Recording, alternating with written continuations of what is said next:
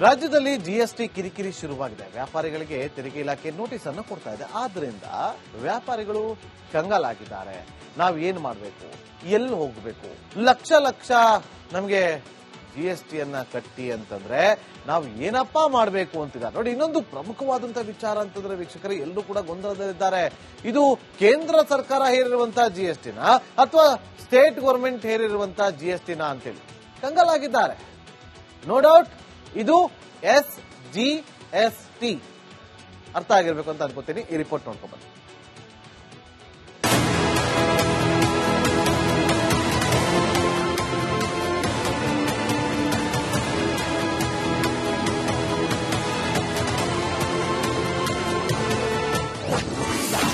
ವ್ಯಾಪಾರಿಗಳ ವಿರುದ್ಧ SGST ಮಹಾಸಮರ. ತಳ್ಳೋ ಗಾಡಿಯಲ್ಲಿ ಹೂ ಮಾರುವವನಿಗೂ ಶಾಕ್. ಕರ್ನಾಟಕದಲ್ಲಿ ವ್ಯಾಪಾರಿಗಳು ಬೆಚ್ಚಿ ಬಿದ್ದಿದ್ದಾರೆ. ವರ್ತಕರನ್ನ ಹುಡುಕಿ ನೋಟಿಸ್ ಕೊಡಲಾಗ್ತಾ ಇದೆ. ದಾವಣಗೆರೆಯಲ್ಲಿ ತಳ್ಳೋ ಗಾಡಿ ಹೂ ವ್ಯಾಪಾರಿಗೂ ಜಿಎಸ್ಟಿ ಶಾಕ್ ಕೊಟ್ಟಿದೆ. 53 ಲಕ್ಷ ರೂಪಾಯಿ ವಹಿವಾಟು ಮಾಡಿದ್ಯಾ, 10 ಲಕ್ಷ ರೂಪಾಯಿ ಜಿಎಸ್ಟಿ ಕಟ್ಟು ಎಂದು ನೋಟಿಸ್ ಕೊಡಲಾಗಿದೆ. ರೊಟ್ಟಿ ಅಂಗಡಿ ನಡೆಸುವವರಂತೂ UPI ಸ್ಕ್ಯಾನರ್ ತೆಗೆದಿಟ್ಟಿದ್ದಾರೆ. ತೊಂದರೆ ಆಗುತ್ತೆ ಅಂತಂದೇಳಿ ನಾವು ಅದನ್ನ ತೆಗೆದಿಟ್ಬಿಟ್ಟಿದ್ವಿ. ಕ್ಯಾಶ್ ವ್ಯವಹಾರ ಬೇಡ ಅಂತ. ಅಲ್ಲ, ಇದು ಫೋನ್ ಪೇ ವ್ಯವಹಾರ ಬೇಡ, ಕ್ಯಾಶ್ಲೆಸ್ ಇರ್ಲಿ ಅಂತ. ಅಲ್ಲ, ಕ್ಯಾಶ್ ಕೊಟ್ಟು ತಗೊಂಡೋಗ್ಲಿ ರೊಟ್ಟಿನ ಅಂತಂದೇಳಿ ನಾವು ಅದನ್ನ ತೆಗೆದಿಟ್ಟಿವಿ, ಬೇಡ. ಬೆಂಗಳೂರಲ್ಲಿ ಹೂವಿನ ವ್ಯಾಪಾರಿಗೆ ಟ್ಯಾಕ್ಸ್ ಶಾಕ್. ರಾಜಧಾನಿಯಲ್ಲಿ ಹೂವಿನ ವ್ಯಾಪಾರ ಮಾಡುವವರಿಗೂ ಟ್ಯಾಕ್ಸ್ ಶಾಕ್ ತಟ್ಟಿದೆ.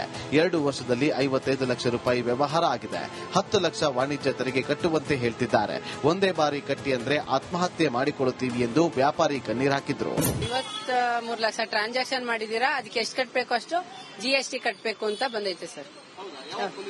1 ತಿಂಗಳಿಂದ ಒಂದು ಬಂತು ಸರ್. ಈಗ ಒಂದು 8 ದಿವಸದಲ್ಲಿ, ಒಂದು ವಾರದಲ್ಲಿ ವಾಟ್ಸ್ಆಪ್ ಇಂದ ಇನ್ನೊಂದು ಬಂತು ಸರ್.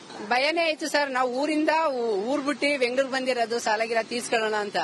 ಇದು ನೋಡಿ ಭಯನೇ ಆಯ್ತು sir. PhonePe, Google Pay ಸ್ವೀಕರಿಸಲ್ಲ. ಶಿವಮೊಗ್ಗದಲ್ಲೂ ವಾಣಿಜ್ಯ ತೆರಿಗೆ ಇಲಾಖೆ ಶಾಕ್ ಕೊಟ್ಟಿರೋದ್ರಿಂದ ಫೋನ್ ಪೇ, ಗೂಗಲ್ ಪೇ ಸ್ವೀಕರಿಸಲ್ಲ ಅಂತ ಸ್ಟಿಕ್ಕರ್ ಅಂಟಿಸಲಾಗಿದೆ. ಸರ್, ಎಲ್ಲಾ ಫೋನ್ ಪೇ ಮಾಡ್ತಾ ಇರ್ತಾರೆ. ಕ್ಯಾಶ್ ನಮಗಿಲ್ಲಿ ಬೇಕಾದ್ರೆ ಇರಲ್ಲ ಸರ್, ಸಮಸ್ಯೆ ಆಗತ್ತೆ. ಹಾಗಾಗಿ ಅದು ಬೇರೆ ಮೊನ್ನೆ ಎಲ್ಲ ನೋಟಿಸ್ ಕೊಟ್ಟಿದ್ದಾರೆ. ಅಂದಾಗ ನಮ್ದೆಲ್ಲ ನಾವು GST ಪೇರೆ. ಆದ್ರೆ ನಮ್ಗೆ ಇಲ್ಲಿ ಟ್ರಾನ್ಸಾಕ್ಷನ್ ನಮಗೆ ಕಷ್ಟ ಆಗತ್ತೆ. ಅದು ನಮ್ದು ಇದ್ದೇ ಇರುತ್ತೆ. ಕೊಡೋರು ಕೊಡ್ಲಿ, ಹಾಕೋರು ಹಾಕೊಳ್ಳಿ ಅಂದ್ಬಿಟ್ಟು ಹಂಗೆ ಮಾಡಿದೀವಿ ಸರ್. UPI ಬಳಸಲು ವ್ಯಾಪಾರಿಗಳು ಹಿಂದೇಟು. ವಾಣಿಜ್ಯ ತೆರಿಗೆ ಇಲಾಖೆ ನೋಟಿಸ್ಗೆ ವ್ಯಾಪಾರಿಗಳು ಹೆದರಿದ್ದು ಬೆಳಗಾವಿಯಲ್ಲಿ UPI ಬಳಸಲು ಹಿಂದೇಟು ಹಾಕುತ್ತಿದ್ದಾರೆ. UPI ಇದ್ರೆ ಮಾತ್ರ ನಿಂತು ವ್ಯಾಪಾರ ಮಾಡ್ತಾ ಇದ್ದಾರೆ. ಈಗ ಇದೇ ತರ ನಮ್ಮ ನರೇಂದ್ರ ಮೋದಿ ಅವರು ಈ UPI ಕ್ಯಾಶ್ಲೆಸ್ ಇಂಡಿಯಾ ಅಂತಂದೇಳಿ ಒಂದು UPI ಮಾಡಿಬಿಟ್ಟು ಎಲ್ಲರಿಗೂ ಒಂದು ಬಹಳ ಅನುಕೂಲ ಮಾಡಿಕೊಟ್ಟಿದ್ರು. ಆದ್ರೆ ರಾಜ್ಯ ಸರ್ಕಾರ ಈಗ ಇದನ್ನ ಒಂದು ಬೇರೆ ಎಲ್ಲಾ ಈ ವ್ಯಾಪಾರಸ್ಥರಿಗೆ, ಸಣ್ಣ ಪುಟ್ಟ ವ್ಯಾಪಾರಸ್ಥರಿಗೆಲ್ಲ ಈ ತರ ನೀವು ಅಷ್ಟು ಲಕ್ಷ ಕಟ್ಟಬೇಕು, ಇಷ್ಟು ಲಕ್ಷ ಕಟ್ಟಬೇಕು ಅಂತ ಟ್ಯಾಕ್ಸ್ ಅದನ್ನು ಕೊಟ್ಟು ಒಂದು ಗೊಂದಲಕ್ಕೆ ಬಹಳ ಇದು ಮಾಡಿದೆ. ಹುಡುಕಿ ನೋಟಿಸ್ ಕೊಡ್ತಿರೋದ್ರಿಂದ ವ್ಯಾಪಾರಿಗಳು ಕಂಗಾಲಾಗಿದ್ದಾರೆ. ಈ ಗೊಂದಲಗಳಿಗೆ ಬ್ರೇಕ್ ಹಾಕುವ ಕೆಲಸವನ್ನ ಸರ್ಕಾರ ನಡೆಸೋರು ಮಾಡಬೇಕಾಗಿದೆ. Bureau report, republic Kannada.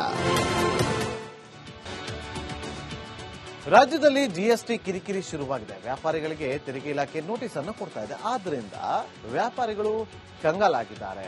ನಾವ್ ಏನ್ ಮಾಡಬೇಕು, ಎಲ್ಲಿ ಹೋಗಬೇಕು, ಲಕ್ಷ ಲಕ್ಷ ನಮಗೆ ಜಿಎಸ್ಟಿಯನ್ನ ಕಟ್ಟಿ ಅಂತಂದ್ರೆ ನಾವು ಏನಪ್ಪಾ ಮಾಡಬೇಕು ಅಂತಿದ್ದಾರೆ. ನೋಡಿ, ಇನ್ನೊಂದು ಪ್ರಮುಖವಾದಂತಹ ವಿಚಾರ ಅಂತಂದ್ರೆ ವೀಕ್ಷಕರು ಎಲ್ಲರೂ ಕೂಡ ಗೊಂದಲದಲ್ಲಿದ್ದಾರೆ. ಇದು ಕೇಂದ್ರ ಸರ್ಕಾರ ಹೇರಿರುವಂತಹ ಜಿಎಸ್ಟಿನ ಅಥವಾ ಸ್ಟೇಟ್ ಗವರ್ಮೆಂಟ್ ಹೇರಿರುವಂತಹ ಜಿಎಸ್ಟಿನ ಅಂತೇಳಿ ಕಂಗಾಲಾಗಿದ್ದಾರೆ. ನೋ ಡೌಟ್ ಇದು SGST ಅರ್ಥ ಆಗಿರ್ಬೇಕು ಅಂತ ಅನ್ಕೋತೀನಿ. ಈ ರಿಪೋರ್ಟ್ ನೋಡ್ಕೊಂಡು ಬನ್ನಿ.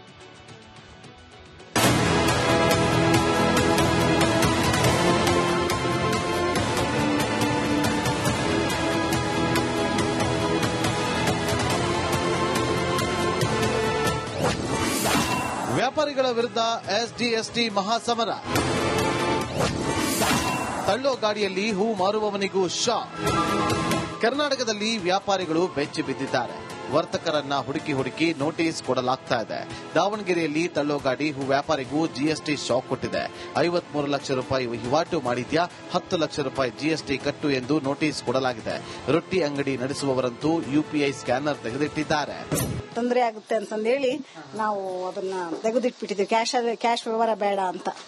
ಅಲ್ಲ, ಇದು ಫೋನ್ ಪೇ ವ್ಯವಹಾರ ಬೇಡ, ಕ್ಯಾಶ್ಲೆಸ್ ಇರ್ಲಿ ಅಂತ. ಅಲ್ಲ, ಕ್ಯಾಶ್ ಕೊಟ್ಟು ತಗೊಂಡೋಗ್ಲಿ ರೊಟ್ಟಿನ ಅಂತಂದೇಳಿ ನಾವು ಅದನ್ನ ತೆಗೆದಿಟ್ಟಿವಿ, ಬೇಡ. ಬೆಂಗಳೂರಲ್ಲಿ ಹೂವಿನ ವ್ಯಾಪಾರಿಗೆ ಟ್ಯಾಕ್ಸ್ ಶಾಕ್. ರಾಜಧಾನಿಯಲ್ಲಿ ಹೂವಿನ ವ್ಯಾಪಾರ ಮಾಡುವವರಿಗೂ ಟ್ಯಾಕ್ಸ್ ಶಾಕ್ ತಟ್ಟಿದೆ. 2 ವರ್ಷದಲ್ಲಿ 55 ಲಕ್ಷ ರೂಪಾಯಿ ವ್ಯವಹಾರ ಆಗಿದೆ. 10 ಲಕ್ಷ ವಾಣಿಜ್ಯ ತೆರಿಗೆ ಕಟ್ಟುವಂತೆ ಹೇಳ್ತಿದ್ದಾರೆ.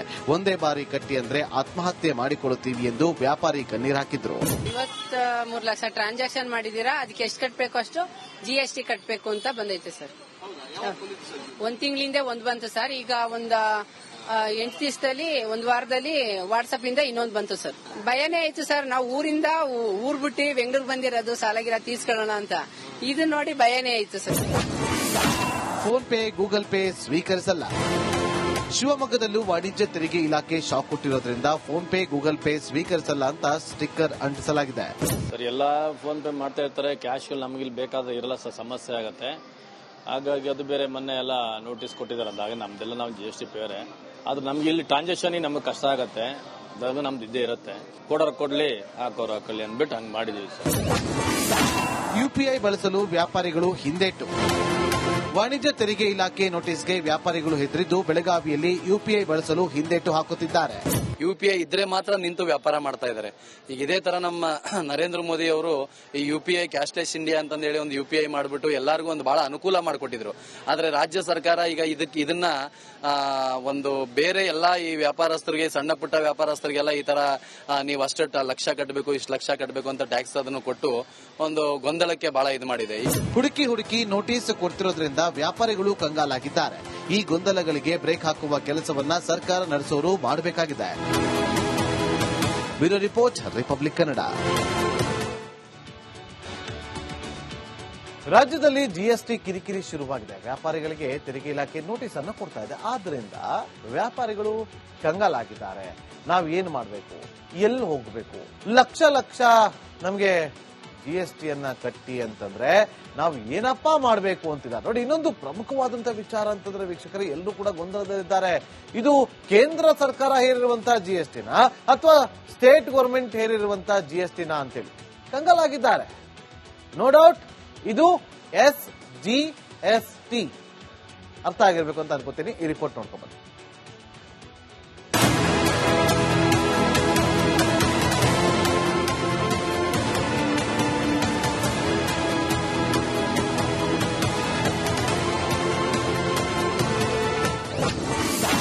ವ್ಯಾಪಾರಿಗಳ ವಿರುದ್ಧ SGST ಮಹಾಸಮರ.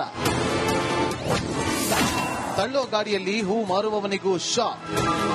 ಕರ್ನಾಟಕದಲ್ಲಿ ವ್ಯಾಪಾರಿಗಳು ಬೆಚ್ಚಿ ಬಿದ್ದಿದ್ದಾರೆ. ವರ್ತಕರನ್ನ ಹುಡುಕಿ ನೋಟಿಸ್ ಕೊಡಲಾಗ್ತಾ ಇದೆ. ದಾವಣಗೆರೆಯಲ್ಲಿ ತಳ್ಳೋ ಗಾಡಿ ಹೂ ವ್ಯಾಪಾರಿಗೂ GST ಶಾಕ್ ಕೊಟ್ಟಿದೆ. 53 ಲಕ್ಷ ರೂಪಾಯಿ ವಹಿವಾಟು ಮಾಡಿದ್ಯಾ, 10 ಲಕ್ಷ ರೂಪಾಯಿ GST ಕಟ್ಟು ಎಂದು ನೋಟಿಸ್ ಕೊಡಲಾಗಿದೆ. ರೊಟ್ಟಿ ಅಂಗಡಿ ನಡೆಸುವವರಂತೂ UPI ಸ್ಕ್ಯಾನರ್ ತೆಗೆದಿಟ್ಟಿದ್ದಾರೆ. ತೊಂದರೆ ಆಗುತ್ತೆ ಅಂತಂದೇಳಿ ನಾವು ಅದನ್ನ ತೆಗೆದಿಟ್ಬಿಟ್ಟಿದ್ವಿ. ಕ್ಯಾಶ್ ವ್ಯವಹಾರ ಬೇಡ ಅಂತ. ಅಲ್ಲ, ಇದು ಫೋನ್ ಪೇ ವ್ಯವಹಾರ ಬೇಡ, ಕ್ಯಾಶ್ಲೆಸ್ ಇರ್ಲಿ ಅಂತ. ಅಲ್ಲ, ಕ್ಯಾಶ್ ಕೊಟ್ಟು ತಗೊಂಡೋಗ್ಲಿ ರೊಟ್ಟಿನ ಅಂತಂದೇಳಿ ನಾವು ಅದನ್ನ ತೆಗೆದಿಟ್ಟಿವಿ, ಬೇಡ. ಬೆಂಗಳೂರಲ್ಲಿ ಹೂವಿನ ವ್ಯಾಪಾರಿಗೆ ಟ್ಯಾಕ್ಸ್ ಶಾಕ್. ರಾಜಧಾನಿಯಲ್ಲಿ ಹೂವಿನ ವ್ಯಾಪಾರ ಮಾಡುವವರಿಗೂ ಟ್ಯಾಕ್ಸ್ ಶಾಕ್ ತಟ್ಟಿದೆ. 2 ವರ್ಷದಲ್ಲಿ 55 ಲಕ್ಷ ರೂಪಾಯಿ ವ್ಯವಹಾರ ಆಗಿದೆ. 10 ಲಕ್ಷ ವಾಣಿಜ್ಯ ತೆರಿಗೆ ಕಟ್ಟುವಂತೆ ಹೇಳ್ತಿದ್ದಾರೆ. ಒಂದೇ ಬಾರಿ ಕಟ್ಟಿ ಅಂದ್ರೆ ಆತ್ಮಹತ್ಯೆ ಮಾಡಿಕೊಳ್ಳುತ್ತೀವಿ ಎಂದು ವ್ಯಾಪಾರಿ ಕಣ್ಣೀರ್ ಹಾಕಿದ್ರು. 53 ಲಕ್ಷ ಟ್ರಾನ್ಸಾಕ್ಷನ್ ಮಾಡಿದೀರಾ, ಅದಕ್ಕೆ ಎಷ್ಟು ಕಟ್ಟಬೇಕು ಅಷ್ಟು GST ಕಟ್ಟಬೇಕು ಅಂತ ಬಂದೈತೆ ಸರ್. 1 ತಿಂಗಳಿಂದ ಒಂದು ಬಂತು ಸರ್. ಈಗ ಒಂದು 8 ದಿವಸದಲ್ಲಿ 1 ವಾರದಲ್ಲಿ ವಾಟ್ಸ್ಆಪ್ ಇಂದ ಇನ್ನೊಂದು ಬಂತು ಸರ್. ಭಯನೇ ಆಯ್ತು ಸರ್. ನಾವು ಊರಿಂದ ಊರ್ ಬಿಟ್ಟು ಬೆಂಗಳೂರು ಬಂದಿರೋದು ಸಾಲಾಗಿರ ತೀರ್ಸ್ಕೊಳ್ಳೋಣ ಅಂತ. ಇದು ನೋಡಿ ಭಯನೇ ಆಯ್ತು sir. PhonePe, Google Pay ಸ್ವೀಕರಿಸಲ್ಲ. ಶಿವಮೊಗ್ಗದಲ್ಲೂ ವಾಣಿಜ್ಯ ತೆರಿಗೆ ಇಲಾಖೆ ಶಾಕ್ ಕೊಟ್ಟಿರೋದ್ರಿಂದ ಫೋನ್ ಪೇ, ಗೂಗಲ್ ಪೇ ಸ್ವೀಕರಿಸಲ್ಲ ಅಂತ ಸ್ಟಿಕ್ಕರ್ ಅಂಟಿಸಲಾಗಿದೆ. ಸರ್ ಎಲ್ಲಾ ಫೋನ್ ಪೇ ಮಾಡ್ತಾ ಇರ್ತಾರೆ, ಕ್ಯಾಶ್ ನಮಗೆ ಬೇಕಾದ್ರೆ ಇರಲ್ಲ ಸರ್, ಸಮಸ್ಯೆ ಆಗತ್ತೆ. ಹಾಗಾಗಿ ಅದು ಬೇರೆ ಮೊನ್ನೆ ಎಲ್ಲ ನೋಟಿಸ್ ಕೊಟ್ಟಿದ್ದಾರೆ. ಅಂದಾಗ ನಮ್ದೆಲ್ಲ ನಾವು GST ಪೇರೆ, ಆದ್ರೆ ನಮ್ಗೆ ಇಲ್ಲಿ ಟ್ರಾನ್ಸಾಕ್ಷನ್ ನಮಗೆ ಕಷ್ಟ ಆಗತ್ತೆ. ಅದು ನಮ್ದು ಇದ್ದೇ ಇರುತ್ತೆ. ಕೊಡೋರು ಕೊಡ್ಲಿ, ಹಾಕೋರು ಹಾಕೊಳ್ಳಿ ಅಂದ್ಬಿಟ್ಟು ಹಂಗೆ ಮಾಡಿದೀವಿ ಸರ್. UPI ಬಳಸಲು ವ್ಯಾಪಾರಿಗಳು ಹಿಂದೇಟು. ವಾಣಿಜ್ಯ ತೆರಿಗೆ ಇಲಾಖೆ ನೋಟಿಸ್ಗೆ ವ್ಯಾಪಾರಿಗಳು ಹೆದರಿದ್ದು ಬೆಳಗಾವಿಯಲ್ಲಿ ಯುಪಿಐ ಬಳಸಲು ಹಿಂದೇಟು ಹಾಕುತ್ತಿದ್ದಾರೆ. ಯುಪಿಐ ಇದ್ರೆ ಮಾತ್ರ ನಿಂತು ವ್ಯಾಪಾರ ಮಾಡ್ತಾ ಇದ್ದಾರೆ. ಈಗ ಇದೇ ತರ ನಮ್ಮ ನರೇಂದ್ರ ಮೋದಿ ಅವರು ಈ ಯುಪಿಐ ಕ್ಯಾಶ್ಲೆಸ್ ಇಂಡಿಯಾ ಅಂತ ಹೇಳಿ ಒಂದು ಯುಪಿಐ ಮಾಡಿಬಿಟ್ಟು ಎಲ್ಲರಿಗೂ ಒಂದು ಬಹಳ ಅನುಕೂಲ ಮಾಡಿಕೊಟ್ಟಿದ್ರು. ಆದ್ರೆ ರಾಜ್ಯ ಸರ್ಕಾರ ಈಗ ಇದನ್ನ ಒಂದು ಬೇರೆ ಎಲ್ಲಾ ಈ ವ್ಯಾಪಾರಸ್ಥರಿಗೆ, ಸಣ್ಣ ಪುಟ್ಟ ವ್ಯಾಪಾರಸ್ಥರಿಗೆಲ್ಲ ಈ ತರ ನೀವು ಅಷ್ಟು ಲಕ್ಷ ಕಟ್ಟಬೇಕು, ಇಷ್ಟು ಲಕ್ಷ ಕಟ್ಟಬೇಕು ಅಂತ ಟ್ಯಾಕ್ಸ್ ಅದನ್ನು ಕೊಟ್ಟು ಒಂದು ಗೊಂದಲಕ್ಕೆ ಬಹಳ ಇದು ಮಾಡಿದೆ. ಹುಡುಕಿ ನೋಟಿಸ್ ಕೊಡ್ತಿರೋದ್ರಿಂದ ವ್ಯಾಪಾರಿಗಳು ಕಂಗಾಲಾಗಿದ್ದಾರೆ. ಈ ಗೊಂದಲಗಳಿಗೆ ಬ್ರೇಕ್ ಹಾಕುವ ಕೆಲಸವನ್ನ ಸರ್ಕಾರ ನಡೆಸೋರು ಮಾಡಬೇಕಾಗಿದೆ. Bureau report, republic Kannada.